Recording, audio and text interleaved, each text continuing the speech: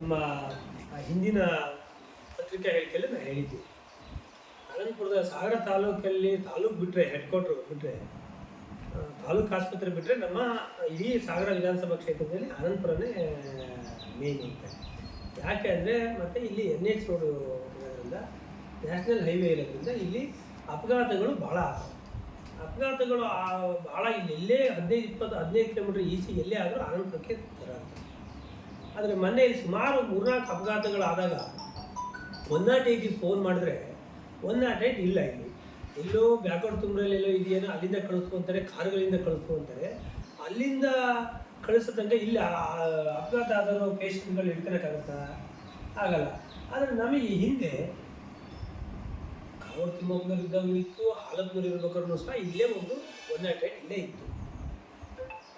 ಇಲ್ಲಿ ಈ ಸರೌಂಡಿಂಗಲ್ಲಿ ಎಲ್ಲೇ ಆದ ಸಮೇತ ಅವ್ರು ಶಿವಮೊಗ್ಗ ತನಕ ಹೋಗಿ ಬಿಡೋರು, ಮತ್ತು ವಾಪಸ್ ರಿಟರ್ನ್ 1 ಗಂಟೆ ಒಳಗೆ ಮತ್ತೆ ವಾಪಸ್ ಇಲ್ಲಿರೋರು. ಆದರೆ ಈಗ ಸುಮಾರು ಒಂದು 3-4-5 ತಿಂಗಳು ಆಯ್ತೇನೋ ಇಲ್ಲಿ 108 ಇಲ್ಲ. ಮೊನ್ನೆ ನಾನು ಈಗೆಲ್ಲ ಕೇಳೋ ತನಕಲ್ಲೂ ನೋಡೋ ಇಲ್ಲ 108 ಎಲ್ಲಿದೆ ಅಂತ ನಮ್ಮ ಅನಂತಪುರ ಆಸ್ಪತ್ರೆಗೆ ಗೊತ್ತಿಲ್ಲ. ಅದು ಎಲ್ಲ ಅವರು ತಾಲೂಕು DH ಅವರು ಎಲ್ಲ ಆ ಕಡೆ ತಗೊಂಡು ಹಾಕಿದ್ದಾರೆ. ಹಾಗಾಗಿ ಇಲ್ಲೆಲ್ಲೋ ಒಂದು ಕಡೆ ಆಸ್ಪತ್ರೆಯ ನಮ್ಮ DHO ಇರ್ಬೋದು ಮತ್ತು THO ಇರ್ಬೋದು, ಎಲ್ಲೋ ಒಂದು ಕಡೆ ಅವರಿಗೆ ಇಚ್ಛಾಶಕ್ತಿ ಇಲ್ಲ. ಯಾವ್ಯಾವ ಆಸ್ಪತ್ರೆಗಳಿಗೆ ಯಾವ ಏರಿಯಾದಲ್ಲಿ ಅಪಘಾತಗಳು ಜಾಸ್ತಿ ಆಗ್ತವೆ ಅಲ್ಲಿ 108 ಇಡಬೇಕು ಅನ್ನೋದು ಇಚ್ಛಾಶಕ್ತಿ ಇಲ್ಲ. ಒಂದು ವೇಳೆ ಇಲ್ಲಿ ಇಲ್ಲ ಅಂತ ಹೇಳಿದ್ರೆ ಮತ್ತೆ ಸರ್ಕಾರದಿಂದ 4 ಗಾಡಿಗಳನ್ನು ತರಿಸಿದ್ದು ಇಲ್ಲಿ ಹಾಕಬೇಕು ಅನ್ನೋದು ಗೊತ್ತಿಲ್ಲ. ನಾನು ಈಗ ಆರೋಗ್ಯ ಇಲಾಖೆಯನ್ನು ಕೇಳಿದ್ರೆ ಇಡೀ ತಾಲೂಕಲ್ಲಿ ಗಾಡಿಗಳು ಇರೋದೇ 2-3 ಇದ್ದಾವೆ. ಎಲ್ಲಿ ಗಾಡಿ ಹಾಳಾಗ್ತವೆ ಅಂತೇಳಿ ಅಲ್ಲಿ ಕಳಿಸ್ತಾರೆ ಅಂತ. ಇಲ್ಲಿ ಎಲ್ಲಿ ಇರೋ 2-3 ಗಾಡಿ ಎಲ್ಲಿಗೆ ಅಂತ ಕಳ್ಸೋಕ್ಕಾಗುತ್ತೆ?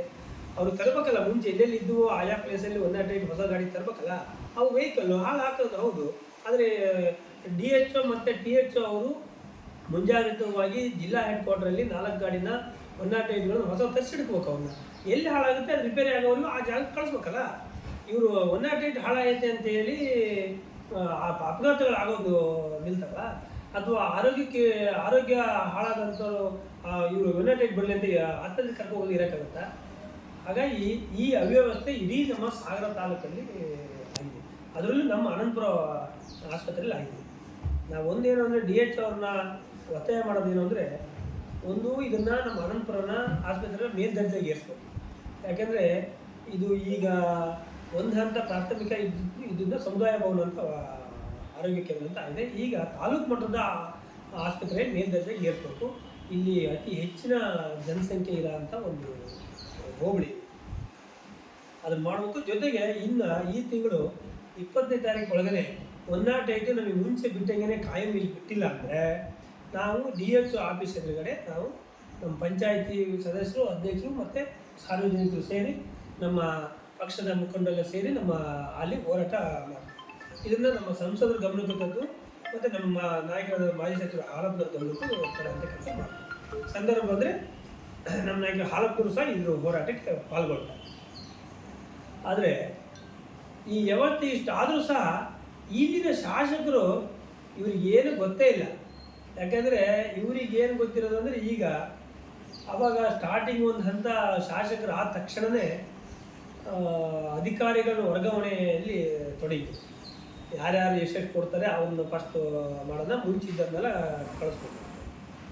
ಈ 1 ವರ್ಷ ಆದಮೇಲೆ ಎಲ್ಲೆಲ್ಲಿ ಕಾಮಗಾರಿ ಆಗ್ತಾಯಿದ್ವು ಅದನ್ನೆಲ್ಲ ನೋಡಿ ವಸೂಲಿ ಮಾಡಿ ಈಗ ಮಾಡಾಯಿತು. ಈಗ ಅವ್ರ ವಿಷಯಲ್ಲಿ ಏನಂದರೆ ಎಲ್ಲ ಆಸ್ತಿ ಖರೀದಿ ಮಾಡೋದು. ಹಿಂದೆ ಶಾಸಕರು ಹಾಲಪ್ಪನವರಿಗೆ ಹೇಳೋದು, ಅಯ್ಯೋ ಅಲ್ಲಿ ಅಷ್ಟು ಖರೀದಿ ಮಾಡಿದ್ರು, ಇಲ್ಲಿ ಇಷ್ಟು ಖರೀದಿ ಮಾಡಿದ್ರು ಅಂತ ಬೇರೆಯವರಿಗೆಲ್ಲ. ಹಿಂದೆ ಹಾಲಪ್ಪನವರಿಗೆ ಆದಂಥ ದಂಧೆ ಇತ್ತು, ಅವ್ರದ್ದೇ ಆದಂಥ ಮೂಲ ಬೆಂಗಳೂರಲ್ಲಿ ಬೇಕಾದಷ್ಟು ಉದ್ಯಮ ಇದೆ. ಇಡೀ ರಾಜ್ಯಕ್ಕೆ ಗೊತ್ತು, ಇಡೀ ವಿಧಾನಸಭಾ ಕ್ಷೇತ್ರ ಗೊತ್ತು, ಜಿಲ್ಲೆಗೆ ಗೊತ್ತು ಹಾಲಪ್ಪನವ್ರು ಏನು ಬಿಸ್ನೆಸ್ ಇದೆ ಮತ್ತು ಎಷ್ಟು ಜನರಿಗೆ ಕೆಲಸ ಕೊಟ್ಟಿದ್ದಾರೆ ಅಂತೇಳಿ. ಆದರೆ IT-BT ಕಂಪ್ನಿ ಯಾವ ಥರ ಮಾಡಿದ್ದಾರೆ, ಅವರ ಉದ್ಯೋಗ ಏನಿದೆ ಅಂತೇಳಿ. ಆದರೆ ಇವರಿಗೆ ಏನಿತ್ತು, ಇವರು ಚುನಾವಣೆಗಿಂತ ಮುಂಚೆ ನಂತರ ಏನೂ ಇಲ್ಲ ಅಂತೇಳಿ ಕಣ್ಣೀರು ಹಾಕಿ ಜನರಿಂದ ದುಡ್ಡೆಲ್ಲ ವಸೂಲಿ ಮಾಡಿ ಚುನಾವಣೆ ಮಾಡಿ ಗೆದ್ದು, ಈಗ ವಸೂಲಿ ಮಾಡಿಕೊಂಡು ಅದೇ ಜನ ಓಟ ಗೆದ್ದು ಅಧಿಕಾರ ಕೊಟ್ಟ ತಕ್ಷಣವೇ ಅದೇ ಜನರಿಂದನೇ ಈಗ ಅಧಿಕಾರಿಗಳಿಂದ ವಸೂಲಿ ಮಾಡೋದು ಅಂದರೆ ಜನರಿಂದ ವಸೂಲಿ ಮಾಡೋದಾಗಿದೆ. ಅದು ಯಾಕಂದರೆ ಅಧಿಕಾರಿಗಳು ಇವ್ರಿಗೆ ಕೊಟ್ಟರೆ ಅಧಿಕಾರಿಗಳು ಜನರಿಂದ ವಸೂಲಿ ಮಾಡ್ತಾರೆ. ಆ ನಿಟ್ಟಿನಲ್ಲಿ ವಸೂಲಿ ಮಾಡಿ ಇವತ್ತಿಗಾಗಲೇ 10,000 ಕೋಟಿ ರೂಪಾಯಿ ಆಸ್ತಿನ ಖರೀದಿ ಮಾಡೋಕ್ಕೆ ಹೊರಟಿರಲ್ಲ. ಎಲ್ಲಿಂದ ಬಂತು ನಿಮಗೆ ದುಡ್ಡು? ಆಗಲೇ ಮಂಗಳೂರಲ್ಲಿ ಖರೀದಿ ಮಾಡಾಯ್ತು, ಮೊನ್ನೆ ಸಾಗರದಲ್ಲಿ ಖರೀದಿ ಮಾಡಾಯಿತು. ಈಗ ಇನ್ನೂ ಖರೀದಿ ಮಾಡೋ ಅಗ್ರಿಮೆಂಟ್ ಮಾಡೋಕ್ಕಿಂತ ಸುಮಾರು ಇದಾವೆ. ನಿಮಗೆ ಮುಂದಿನ ದಿನಗಳಲ್ಲೆಲ್ಲ ದಾಖಲೆ ಬೇಕು ಅಂದರೆ ಕೊಡ್ತೀನಿ. ಇದನ್ನು ಎಲ್ಲಿ ಮಾಡಿದ್ರು, ಯಾವ ಕಂಪ್ನಿ ಓಪನ್ ಮಾಡಿದ್ರು ಇವ್ರೀಗ? 2023 ಮೇಲೆ ಚುನಾವಣೆ ಆದ ನಂತರ ಯಾವಲ್ಲಿ IT-BT ಕಂಪ್ನಿ ಓಪನ್ ಮಾಡಿದ್ರು? ಇವ್ರಿಗೆ 10,000 ಕೋಟಿ ರೂಪಾಯಿ ಎಲ್ಲಿಂದ ಬಂತು? ಅವತ್ತು ಭಾಷಣ ಹೊಡೆದೇನು? ಎಲ್ಲ ಭ್ರಷ್ಟಾಚಾರ ಮಾಡ್ತಾರೆ, ಅದಕ್ಕೆ ವರ್ಗಾವಣೆ ತಗೊಳ್ತಾರೆ, ಹಾಲಪ್ಪನವ್ರು ದುಡ್ಡು ಮಾಡಿದ್ರು, ಗಣಪತಿ ಕೆರೆ ಅದು ಇದು ಅಂತ ಹೇಳಿದರು. ಹಾಲಪ್ಪನವರೆಲ್ಲ ಅಭಿವೃದ್ಧಿ ಮಾಡಿದ್ರು. ಇಡೀ ವಿಧಾನಸಭಾ ಕ್ಷೇತ್ರದಲ್ಲಿ ಇವತ್ತು 2,000 ಕೋಟಿ ತಂದು ಅಭಿವೃದ್ಧಿ ಮಾಡಿದ್ರು. ಎಲ್ಲೂ ಇವ್ರು ಹೇಳಿದ್ರು ಬಿಟ್ಟರೆ ಭ್ರಷ್ಟಾಚಾರ ಮಾಡಿದ್ರು ಅಂತೇಳಿ ಎಲ್ಲೂ ಜನತೆ ಎಲ್ಲೂ ಹೇಳಿರಲಿಲ್ಲ. ಅವರು ಸಹ ಎಲ್ಲೂ ಭ್ರಷ್ಟಾಚಾರಗಳು ನಡೆದಿರಲಿಲ್ಲ. ಇವತ್ತು ಮೊನ್ನೆ ಒಂದು ಉದಾಹರಣೆ, ನಾವು ಸುಮಾರು ಒಂದು ಪ್ರತಿಭಟನೆ, ಒಂದು KEB ಹೋದ್ರು, ಮೆಸ್ಕಾಂ ಇಲಾಖೆಯಲ್ಲಿ, ಫಾರೆಸ್ಟ್ ಇಲಾಖೆಯಲ್ಲಿ ಹೋದ್ರು, ಪೊಲೀಸ್ ಇಲಾಖೆಯಲ್ಲಿ ಹೋದ್ರು, ಮೊನ್ನೆ AC ಆಫೀಸಲ್ಲಿ ಅಷ್ಟು ಅಧಿಕಾರಿಗಳಿದ್ದರೆ ಇವ್ರು ಇದ್ದಾಗಲೂ ಇದ್ದಂಥ ಅಧಿಕಾರಿಗಳಿದ್ದರು, ಹೊಸ ಅಧಿಕಾರಿಗಳು ಕೆಲವರು ಇದ್ದಾರೆ. ಅವರು ಎದುರುಗಡೆನೇ ಎಷ್ಟು ಹೇಳಿದರು ಎಲ್ಲ ಕಡೆಗೂ. ನಾನೇನಾರು ವರ್ಗಾವಣೆಯಲ್ಲಿ ₹1 ತಗೊಂಡಿದ್ದೀನಪ್ಪ, ನೀವೆಲ್ಲ ಇದ್ರಲ್ಲ ಅವತ್ತು, ಕೊಟ್ಟಿದ್ರೆ ನನಗೇನಾರು ಆತ್ಮಸಾಕ್ಷಿ ಹೇಳ್ರಿ ಅಂತ. ಅವ್ರು ಯಾರು ಇಲ್ಲ ಅಂದರು. ಈಗೂ ಕೊಟ್ಟಿಲ್ಲ ಅಂತ ನೋಡೋದು, ನೀವು ಹೇಳಿ ನೋಡೋಣ ಅಂತೇಳಿ. ಹಾಗೆ ಜನ ಅವತ್ತು ಸುಮ್ಮನೆ ಇವ್ರು ಬೇಕು ಅಂತೇಳಿ ಪ್ರಚಾರ, ಅವರಿಗೆ ಅಪಪ್ರಚಾರ ಕೊಟ್ಟು ಬಿಟ್ಟರೆ ಅವ್ರು ಯಾವ ಕಾರಣಕ್ಕೂ ಭ್ರಷ್ಟಾಚಾರ ಮಾಡಿಲ್ಲ. ಅವರೇನಾದರೂ ಈ ಕ್ಷೇತ್ರದ ಅಭಿವೃದ್ಧಿ ಬಗ್ಗೆ ಗಮನ ಹರಿಸಿದ್ರು. ಇವರಿಗೆ ಕ್ಷೇತ್ರದ ಬಗ್ಗೆ ಹೋಗ್ಬಿಡ್ತು. ಯಾಕೆಂದರೆ ಮುಂದೆ 2028ಕ್ಕೆ ನಂಗೆ ಗೆಲ್ಲಲ್ಲ ಅಂತ ಗೊತ್ತಿದೆ. ಈಗೇನಿದ್ರು ಎಷ್ಟು ಸಿಗುತ್ತೆ ಅಷ್ಟು ಬಾಚಿಕಿಂದು ಜೋಚ್ಕಿಂದು ಅದ್ಲಾಗೆ ಆಸ್ತಿನಾರು ಮಾಡೋಣ ಸ್ವಲ್ಪ ಅಂತೇಳಿ ಈಗಾಗಲೇ ಆಸ್ತಿ ಮೇಲೆ ಹೊರಟಿದೆ. ನೀವು ಆಸ್ತಿ ಮಾಡಿರಿ, ಆದರೆ ನೀವು ಯಾವುದೋ ನಮ್ಮ ಕ್ಷೇತ್ರದ ಭ್ರಷ್ಟಾಚಾರ ಮಾಡೋಕ್ಕೆ ಹೋಗ್ರಿ. ನಿಮ್ಮ ಉದ್ಯೋಗ ಇದ್ರೆ ಮಾಡಿಕೊಂಡು ಮಾಡಿರಿ, ಸರಿ ದುಡೀರಿ.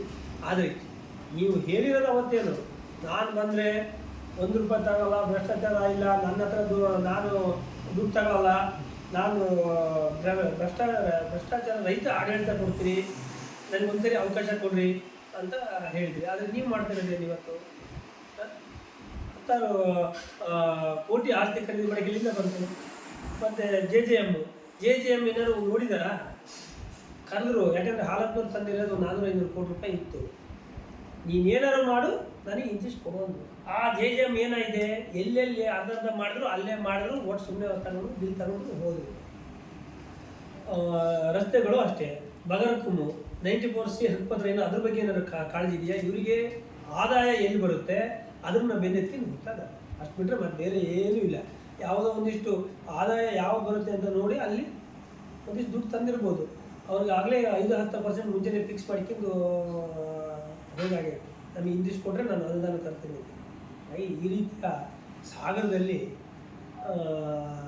ಭ್ರಷ್ಟಾಚಾರ ನಡೀತಾ ಇದೆ. ಮುಂದಿನ ದಿನಗಳಲ್ಲಿ ನಾವು ಇದ್ರ ವಿರುದ್ಧ ಹೋರಾಟ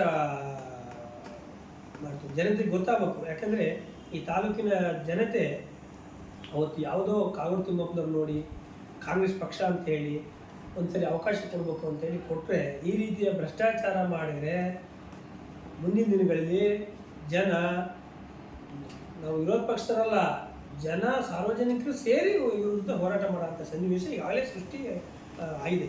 ಎಲ್ಲ ಇಲಾಖೆಯಲ್ಲೂ ಭ್ರಷ್ಟಾಚಾರ ಅನಿವಾರ್ಯ. ಆ ಇಲಾಖೆಯವರು ಭ್ರಷ್ಟಾಚಾರ ಮಾಡಿಲ್ಲ ಅಂದರೆ ಪಾಪ ಅವ್ರು ಕೊಟ್ಟು ಬಂದಿರ್ತಾರೆ. ಅವ್ರು ಅದನ್ನೇನಾದ್ರು ಒಂದು ದುಡ್ಡು ವಸೂಲಿ ಮಾಡಲೇಬೇಕಲ್ಲ. ಯಾವ ಅಧಿಕಾರಿಗಳನ್ನು ಕೇಳಿದ್ರು ಸಮೇತನು ಹಾಗೆ ಬಂದಾಗ ಒಬ್ಬರು 10% ಮತ್ತು ಇವ್ರದ್ದು ಇನ್ನೊಂದು ಏನಾಗಿದೆ ಅಂದರೆ, ವಿರೋಧ ಪಕ್ಷದ ಮೇಲೆ ಈ ಕೆಲವೊಂದಿಷ್ಟು ಜನ ಅಧಿಕಾರಿಗಳನ್ನೇನೋ ಟ್ರಾನ್ಸ್ಫರ್ ಮಾಡೋಕ್ಕೆ ಹೊರಟೆ. ಎಂತಕ್ಕೆ ಅಂದರೆ ದುಡ್ಡು ಇಸ್ಕೊಂಡು ಮತ್ತೆ ನಾನು ಹೇಳಿದ್ರ ಮೇಲೆ ನೀವು ಸುಮ್ಮನೆ ವಿನಾಕಾರಣ ಕೇಸ್ ಹಾಕಬೇಕು, ಅವ್ರಿಗೆ ತೊಂದರೆ ಕೊಡಬೇಕು ಅಂತ. ಅವರು ಸುಮ್ಮನೆ ಅಂತ ಕೈ ಇಟ್ಕೊಡ್ತಾರೆ. ಅವ್ರು ಏನು ನಾನು ಹೇಳಿದ್ರೆ ನೀವು ಕೇಳಲ್ಲ, ನೀವು ವಿರೋಧ ಪಕ್ಷದ ಜೊತೆ ಶಾಮೀಲಾಗಿದೆ ಅಂತೇಳಿ ಟ್ರಾನ್ಸ್ಫರ್ ಮಾಡ್ಕೊಂಡು ಹೋಗಿ ಅಂತೇಳಿ. ಅವ್ರೇನು ಇಲ್ಲ ಅಂದರೆ ಮತ್ತೊಂದು ಕಡೆ ಹೋಗ್ತಾರೆ. ಇವ್ರ ಮಾತು ಕೈಕಿಂದ ಹೋಗಿ ಅವರು ಸಸ್ಪೆಂಡ್ ಆಗ್ತಾರಾ? ಇವರು ಹುಟ್ಟು ಗುಣ ಅದು. ವಿರೋಧ ಪಕ್ಷದಲ್ಲಿ ಇವ್ರು ಹೇಳಿ ಕೂಡಲೇ ತೊಂದರೆ ಕೊಡಬೇಕು ಅಂದ್ಕೂಡಲೇ ಅಲ್ಲಿನ ತಪ್ಪಿದ್ರೆ ತೊಂದರೆ ಕೊಡ್ತಾರೆ. ಅಧಿಕಾರಿಗಳು ಅವರು ಇಡೀ ಸಾರ್ವಜನಿಕರ ಅಧಿಕಾರಿಗಳು. ಅವ್ರು ಯಾವುದೋ ಗೋಪಾಲಕೃಷ್ಣರು ಶಾಸಕರು ಒಬ್ಬರು ಅಧಿಕಾರಿ ಅಲ್ಲ. ಅವರು ಯಾರು ವಿರೋಧ ಪಕ್ಷದವರು ಮಾಜಿ ಶಾಸಕರಾಗಲಿ ಅಥವಾ ಸಂಸದರಿಗೆ ಯಾರೇ ಆಗಲಿ ಸಹ ಒಳ್ಳೆಯದು ಹೇಳಿದ್ರೆ ಕೇಳ್ತಾರೆ. ಅದನ್ನ ಒಪ್ಪಲೇಬೇಕಲ್ಲ. ನಾಳೆ ಬೆಳಿಗ್ಗೆ ಅದೇನಾದ್ರು ಅವ್ರು ಅಲ್ಲದೆ ಈ ಶಾಸಕರು ಹೇಳಿದ್ರು ಅಂತ ಅವ್ರು ಹೇಳಿದಂಗೆ ಮಾಡಿದರೆ ಪ್ರತಿಭಟನೆ ಮಾಡಿದ್ರೆ ಯಾರು ಉತ್ತರ ಕೊಡೋರು? ಈಗ ಹಲವಾರು ಸರಿ ನಾವು ಪ್ರತಿಭಟನೆ ಮಾಡಿದ್ದೀವಿ ಈ ರೀತಿಯ ಶಾಸಕರ ಮಾತು ಕೇಳಿ ಅಧಿಕಾರಿಗಳು ಮಾಡಿ, ಅದ್ರ ಉತ್ತರ ಕೊಟ್ಟದ್ದು ಯಾರು? ಅಧಿಕಾರಿಗಳು. ಕೆಲವು ಸಸ್ಪೆಂಡ್ ಆದರು. ಯಾರು? ಅಧಿಕಾರಿಗಳು ಸಸ್ಪೆಂಡ್ ಆದ ಬಿಟ್ಟರೆ ಏನು ಇವರು ಸಸ್ಪೆಂಡ್ ಆದ್ರ? ಹಾಗಾಗಿ ಇಂಥ ಹೆದರಿಕೆಗಳಿಗೆ ನಾನು ಅಧಿಕಾರಿಗಳಿಗೆ ಒಂದು ಹೇಳೋದೇನು ಅಂದರೆ, ನೀವು ಹೆದರಕ್ಕೆ ಹೋಗಬೇಡ್ರಿ. ಒಂದು ವೇಳೆ ವರ್ಗಾವಣೆ ಆದರೆ ಇನ್ನೇನು 2 ವರ್ಷ ವರ್ಗಾವಣೆ ಆದರೆ ಒಳ್ಳೆ ಶಾಸಕರು 224 ಕ್ಷೇತ್ರದಲ್ಲಿ ಬೇಕಾದಷ್ಟು ಒಳ್ಳೆಯರಿದ್ದಾರೆ, ಕೆಲಸ ತಗೊಳ ಅಂತಾರೆ. ಅಂಥ ಶಾಸಕರ ಹತ್ರ ಹೋಗಿ ಇಲ್ಲಿ ದುಡ್ಡು ಕೊಟ್ಟು ಮತ್ತು ಜನರಿಂದ ನೀವು ಯಾಕೆ ಬಯಸಿದ್ದೀರಿ?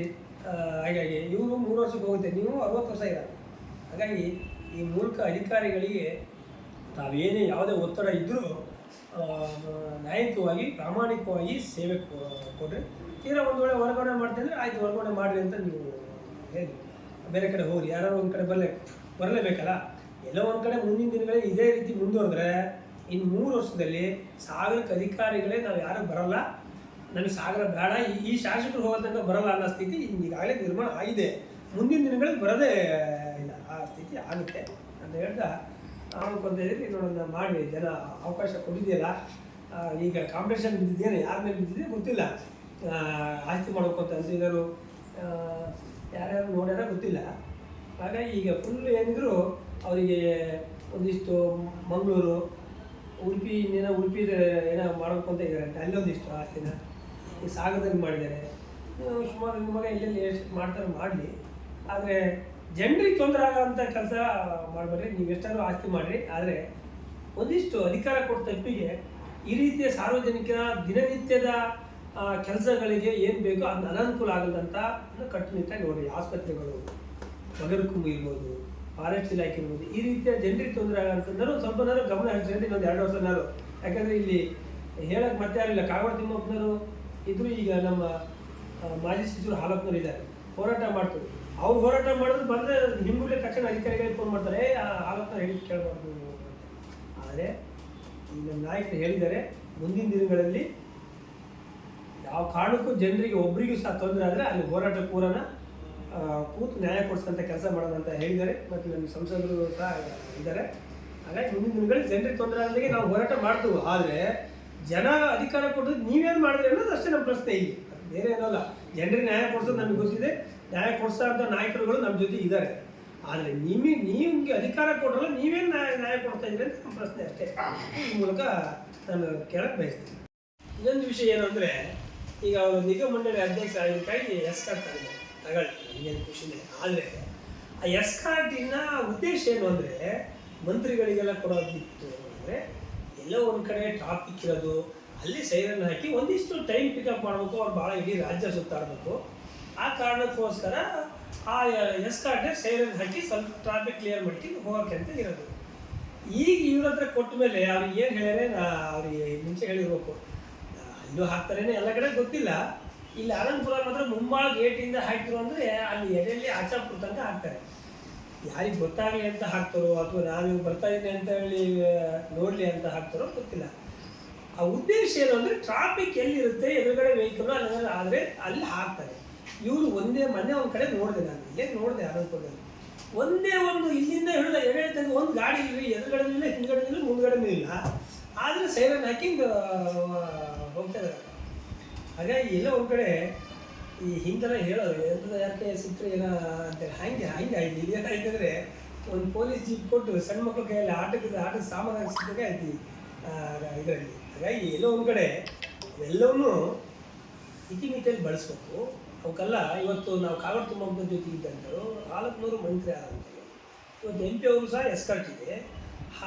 ಸ್ಪೀಕರ್ ಆಗಿದ್ರು ಕಾಗವಾಡ ತಿಮ್ಮಪ್ಪನವರು, ಅವರಿಗೆ 2 ಡಬಲ್ ಎಸ್ಕಾರ್ಟ್ ಇದ್ವು. ಅಂಥದ್ದನ್ನ ಸಮೇತ ಬೇಡ ಅಂತ ಒಂದು ಸಿಂಗಲ್ ಇದ್ದರು. ಎಲ್ಲರೂ ಸೈರನ್ ಹಾಕಿದರೆ ಅವ್ರಿಗೆ